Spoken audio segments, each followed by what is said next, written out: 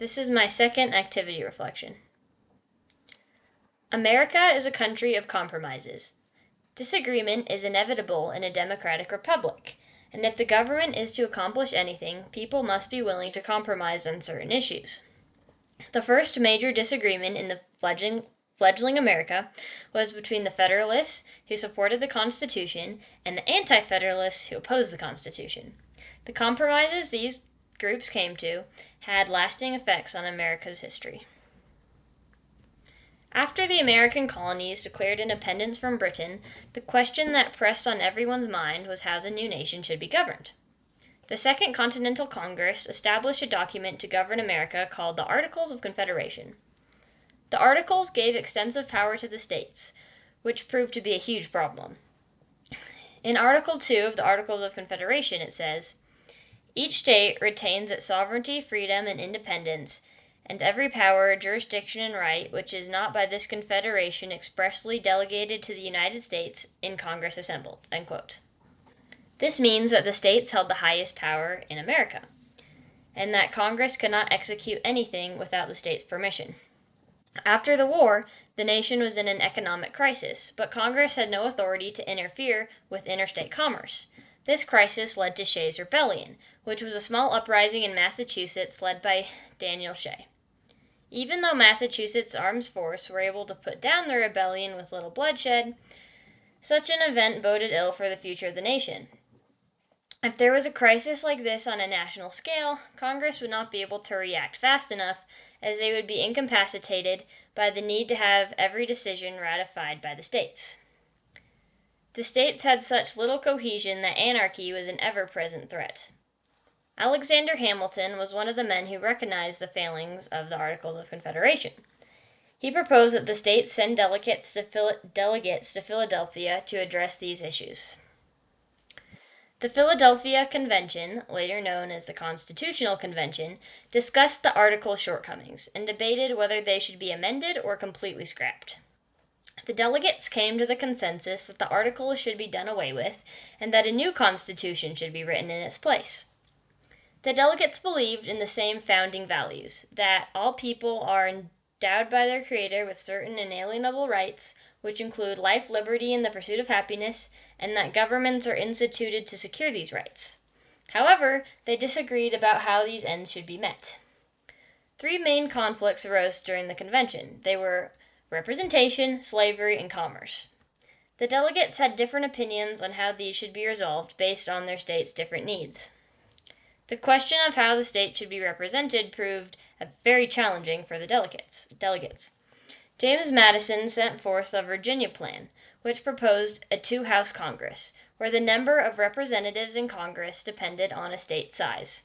The larger the state, the more representation it would have.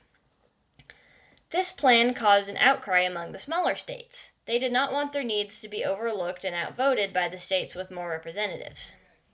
The smaller states introduced their own proposal called the New Jersey Plan. This plan proposed a single-house Congress where each state would get equal representation, regardless of their population size.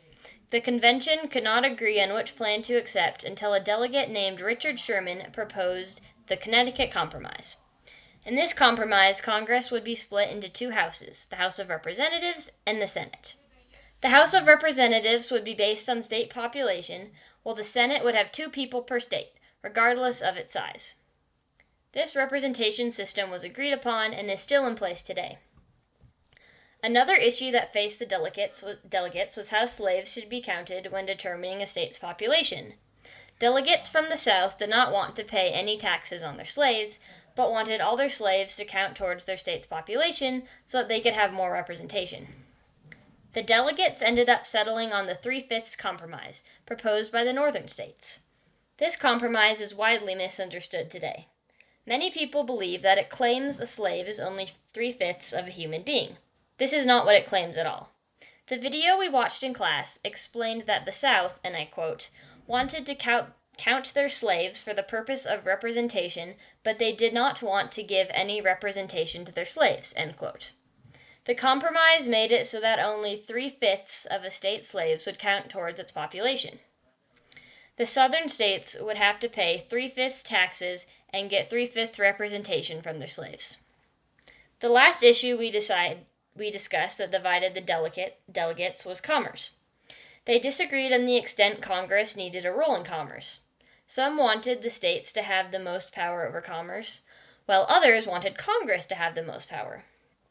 It was finally agreed that Congress would have power over foreign and interstate commerce, but that the legislative branch would not be allowed to interfere with the slave trade, at least for a time, or impose export tariffs on the states. On September 17, 1787, the completed Constitution was signed. For it to become law, it would have to be ratified by at least 9 states. This is where we come to the disagreement between the Federalists, who wanted the Constitution ratified as it was, and the Anti-Federalists, who opposed the Constitution as it was. The Federalists did not want a Bill of Rights added to the Constitution, while the Anti-Federalists believed it to be necessary. The Anti-Federalists claimed that the government would inevitably become corrupt, and its citizens would need written laws to fall back on that the government could never take away. Anti-Federalist Paper 46 says, "The Congress are therefore vested with supreme legislative power without control. In giving such immense, such unlimited powers, was there not a necessity of a Bill of Rights to secure the people their liberties? Who shall be able to say 7 years hence, the members of Congress will be wise or good men, or of the contrary character?" End quote. The Federalists opposed a Bill of Rights because they believed it was unnecessary and even harmful. They claimed that the Constitution already functioned as a Bill of Rights, so it would be redundant to write another. Federalist Paper 84 says, "The Constitution is itself, in every rational sense and to every useful purpose, a Bill of Rights." End quote. The Federalists believed that a separate Bill of Rights would be harmful because adding a Bill of Rights might jeopardize the unspecified rights. Mrs. Langworthy used the, quote, highlighter example to illustrate this point.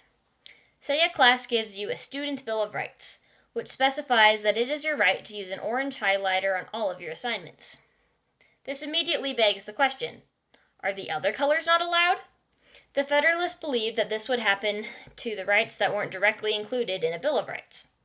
The Federalists ultimately capitulated to the Anti-Federalists' demands and wrote a Bill of Rights, which are the first 9 amendments to the Constitution. Although I can understand the Federalist concerns, I believe that including a Bill of Rights in the Constitution was a wise move. No matter how airtight the original Constitution may have seemed, those in power would become corrupt and try to take away people's rights unless they were explicitly written down. Another disagreement between the Federalists and the Anti-Federalists had to do with congressional power. The Anti-Federalists wanted strong state power, while the Federalists wanted a strong, unified central government. The Anti-Federalists worried that the Constitution gave Congress too much power over the states. That national government had, and I quote from Anti-Federalist Paper 9, "absolute power over a district 10 miles square, independent of all the state legislators." End quote. They were concerned with the constitutional clause that says, "Congress can make all laws which shall be necessary and proper for carrying into the execution of foreign powers, and all other powers vested by this Constitution in the government of the United States, or in any department or offices thereof." End quote. The Anti-Federalists believed that with this clause, nothing could be kept back from Congress. The states would only have the illusion of representation, while all the real power would be held by Congress. Anti-Federalist Paper 9 claims that the states would only have the power over yoking hogs or determining the width of cartwheels. In the Anti-Federalist mind, nothing was keeping the government from becoming tyrannical. The Federalists, however, put checks and balances in the new Constitution to keep the government from becoming too powerful. The government was split into 3 branches: legislative, judicial, and executive. It is the legislative branch's job to create the law, the judicial branch's job to interpret the law, and the executive branch's job to enforce the law. One could argue that this system is less likely to devolve into tyranny than the strong state power of the Articles of Confederation. The Articles of Confederation only had one branch of government, which was controlled by the state's mob rule, while the Constitution's checks and balances made sure neither Congress nor the states had too much power. Federalist Paper 51 states, "In framing a government which is to be administered by men over men, the great difficulty lies in this. You must first enable the government to control the governed, and in the next place oblige it to control itself." The Federalists argued that a strong central government would preserve liberty better than the excessive state freedom that the Anti-Federalists demanded. Federalist Paper 1 says, "The vigor of government is essential to the security of liberty. Dangerous ambition more often lurks behind the specious mask of zeal for the rights of the people than under the forbidden appearance of zeal for the firmness and efficiency of government." I believe the Federalists were right in this regard. The mob rule of the states could have easily turned into anarchy and tyranny because individual states' priorities could have superseded the good of the nation as a whole. Our Federalist versus Anti-Federalist debate in class helped me to realize the nuance of this issue.